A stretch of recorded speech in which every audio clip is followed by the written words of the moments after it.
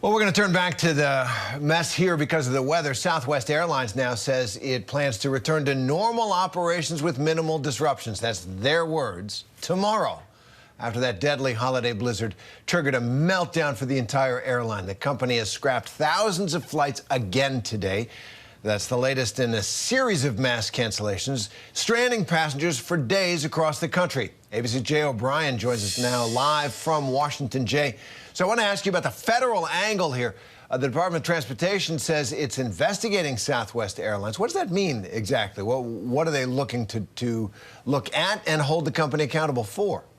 Well, in the short term, it means that they're looking at how the airline responds to these cancellations and how they make passengers whole. When you're a passenger, there's typically an agreement with the airline. There's a passenger's bill of rights. There are policies laid out that requires that the airline do certain things when they cancel your flight. And we've heard from Secretary of Transportation Pete Buttigieg, who has said what the Department of Transportation is doing now is making sure that Southwest upholds its side of the bargain, particularly because, as the Department of Transportation has laid out, Southwest cancellations were far more than any airline, so that they may have been triggered by that storm, but they were compounded by issues that Southwest faced. Buttigieg has repeatedly referenced this statistic. 5% of the other major airlines canceled 5% of their flights after the storm. Southwest canceled more than 60. So there was something going on at Southwest that triggered all of this. So that's what they can do in the short term, see how they make passengers whole again.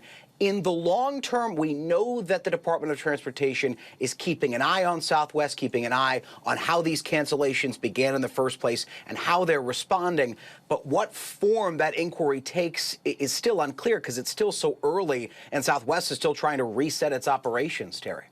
And Jay, for policymakers here in Washington in general, how are they looking at preventing another disaster like this? Because snow comes, but the collapse of an airline, the way so many people have been impacted, are they looking at solutions at a policy level?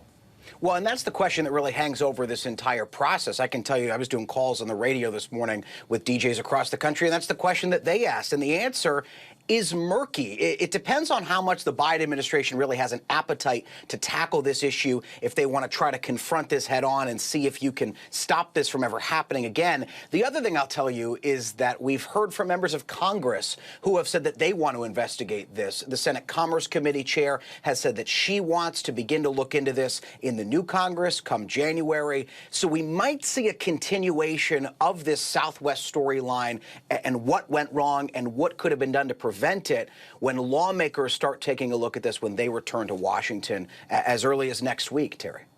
It's the kind of situation that will get regulators and policymakers really interested because it did impact so many people. Jay O'Brien, good to see you. Thanks very much. Hi, everyone. George Stephanopoulos here. Thanks for checking out the ABC News YouTube channel. If you'd like to get more videos, show highlights, and watch live event coverage, click on the right over here to subscribe to our channel. And don't forget to download the ABC News app for breaking news alerts. Thanks for watching.